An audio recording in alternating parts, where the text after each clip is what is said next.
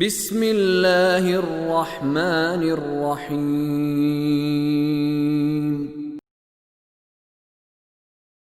فلما قضينا عليه الموت ما دلهم على موته إلا دابة الأرض تأكل من سأته فلما خر تبينت الجن أن لو كانوا يعلمون الغيب ما لبثوا في العذاب المهين۔ اب یہ اتنا طاقتور نبی اللہ کا، اللہ کے پاس بھی مقام والا اور دنیا کے اعتبار سے بھی صاحب اقتدار۔ اب خداوند عالم جب اپنا اقتدار دکھاتا ہے تو وہ اپنی مرضی والا جو مرضی کرے۔ اس صاحب اقتدار نبی کی موت کیسے ہوئی؟ حضرت سلیمان نے جنات سے اور ان سے کہا کہ ایسا میرے لیے شیشے کا ٹاور بناؤ اونچا، جس کے چاروں طرف شیشہ ہو اور پورا علاقہ جو ہے وہ میری نظروں میں۔ تو وہ بہت اونچا ٹاور، محل، جو بھی آپ اسے کہہ لیں، وہ بنایا گیا، جس میں حضرت سلیمان اپنے عصا کے سہارے کھڑے ہو کر نظارہ کرتے تھے اور پبلک کو بھی نظر آ رہے ہوتے تھے، ورکرز کو بھی نظر آ رہے ہوتے تھے، ٹھیک ہے۔ اور اس میں بھی اشارہ ہے کہ جو کام کروانے والا ہے اس کی نظر کام کرنے والوں پر ہونی چاہیے، اور کام کرنے والے بھی ان کو پتہ ہو کہ ہمیں دیکھا جا رہا ہے، ان کو بھی سیٹ اپ اور سسٹم ایسا ہونا چاہیے کہ جو کام کر رہے ہیں ان کو بھی پتہ ہو کہ جس کو ہم کام کر رہے ہیں وہ ہمیں دیکھ رہا ہے، یعنی زبردست قسم کا یہ بھی کنٹرول ہونا چاہیے۔ بہرحال یہ ٹاور بنایا گیا اور حضرت سلیمان وہاں کھڑے ہو کر ان کو دیکھا کرتے تھے۔ ایک دن جب یہی نظارہ کر رہے تھے تو اچانک دیکھا کہ ساتھ ایک اور بندہ کھڑا ہوا، تو حضرت سلیمان چونک گئے، اتنی سیکیورٹی سے نکل کر کہاں آ گیا، کون ہے یہ؟ سوال کیا، بھئی تم کون ہو؟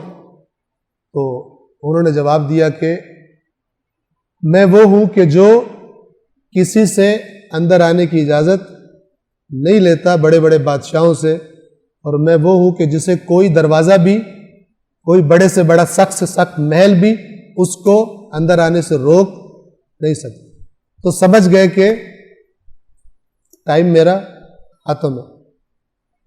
اللہ کا حکم ایسا تھا، جو خدا نے اپنا اقتدار، سب سے زیادہ صاحب اقتدار ہے اس وقت دنیا میں، اس کی قوم کو بتانا تھا اصل اقتدار کس کا، اور قیامت تک کے لیے ہم سب کو بھی، انسانوں کو بھی۔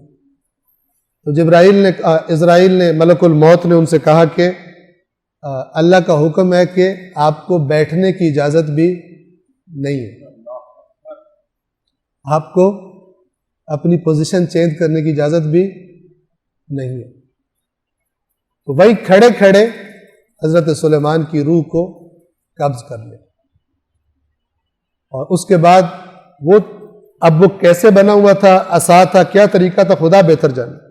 جان نکل گئی، حضرت سلیمان ویسے ہی کھڑے رہے، اور کچھ عرصے کے بعد خدا نے حکم دیا، دیمک، ایک یعنی معمولی ترین کیڑا کے جو عام طور پہ دکھائی بھی نہیں دیتا، اس دیمک نے نیچے سے عصا کو کھانا شروع کیا، اور حضرت سلیمان گرے زمین پر، اس فرش پر یا جس پر۔ جب وہ گرے تو قرآن کہتا ہے کہ تب جنات اور ان سب کو پتہ چلا کہ یہ تو پتہ نہیں کب سے چلے گئے، اور ہم ایسے ہی مزدوری کرنے میں لگے ہوئے۔ اور یہاں پر خدا نے وہی بتایا جو سمجھتے ہیں کہ جناب فلانے کے پاس جن ہے تو وہ علم غیب لے کر آئے گا اور آئندہ کی خبریں دے گا، اس میں ان کی لغویات کا بھی جواب ہے اللہ کی طرف سے۔ توجہ فرمائے، پھر جب ہم نے سلیمان کی موت کا فیصلہ کر دیا تو ان جنات کو سلیمان کی موت کی بات کسی نے نہ بتائی سوائے زمین پر چلنے والی دیمک کے۔ اتنے طاقتور جن، نیوز کا وسیلہ کون بنے؟ دیمک، عصا کا چاٹے جانا۔ جو یہ سمجھتا ہے کہ فلانے پیر صاحب کے پاس جن ہے اور وہ علم غیب کے پتہ نہیں کیا لے کے آتے ہیں، اور یہ فلان، اگر علم غیب ہوتے نا تو یہ جو پاکستان میں بانڈ نکلتے ہیں صرف پیروں کے نکلتے، کسی اور کا نکلتا ہی نہ، ٹھیک ہے نا؟ یہ جو بانڈ نکلتے ہیں تو جنوں کو نہیں پتا ہوتا کہ بانڈ کا کون سا نمبر آنے والا، لغویات۔ اللہ کے دین کو، قرآن کو چھوڑ کر، محکم دین کو چھوڑ کر جن پکڑنے نکلے ہوئے. سبحان اللہ. سیرت رسول میں آپ نے دیکھا ہے کہ رسول پاک پتہ چلا ہو کہ ادھر سے لشکر آ رہا ہے کافروں کا، رسول اللہ جنوں کو بلا رہے، چلا کر رہے ہو کہ جن آج. لغویات، بےہودہ پیر پرستی، پتہ نہیں کیا کیا فسق و فجور کرتے ہیں یہ پیر. پھر جب ہم نے سلیمان کی موت کا فیصلہ کیا تو ان جنات کو سلیمان کی موت کی بات کسی نے نہ بتائی سوائے زمین پر چلنے والی دیمک کے جو ان کے عصا کو کھا رہی تھی. پھر جب سلیمان زمین پر گرے تو جنوں کو یہ پتہ چلا، بات واضح ہوئی. کیا بات؟ اب اللہ کی بات سنیں کہ اگر وہ غیب جانتے ہوتے تو اس ذلت والے عذاب میں مبتلا نہ رہتے. یعنی وہ جو ذلیل ہو رہا ہے غیب نہ جاننے کی وجہ سے آج مسلمان، یہ قرآن ہے، اس کے مقابلے میں جو بھی بات کرتا ہے بےہودہ اور بدبخت ترین انسان ہے اور جاہل ترین انسان ہے، اور اس کی سزا ہے کہ وہ پیروں کے پیر چاٹے اور ان کی تھوکے اپنے منہ پہ برداشت کرے. آپ کو پتہ ہے پیروں کی رسمیں عجیب عجیب ہے. بعض پیر اپنے مریدوں کے منہ پہ تھوکتے ہیں برکت کے لیے. آپ حالت دیکھیے، پاکستان کے بعض کرپٹ ترین فاسق بدکار، جن کی بدکاری دنیا میں ضرب المثل ہے، دنیا میں مشہور ہے کرپشن میں، ان کے بھی یہاں پاکستان میں پیر ہے، وہ بھی پیروں پہ حاضری دیتے.